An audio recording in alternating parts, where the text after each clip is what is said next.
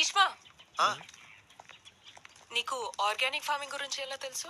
ఆ రోజు మీరు బుక్స్ ఇచ్చారు కదా, సో చదివేశాను. అన్ని బుక్స్ చదివావా? దేనికి?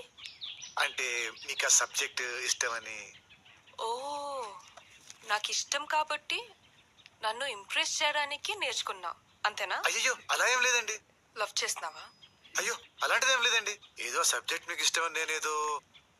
సర్లేండి, నేను కిందుంటాను, మీరు వచ్చేయండి. I love you.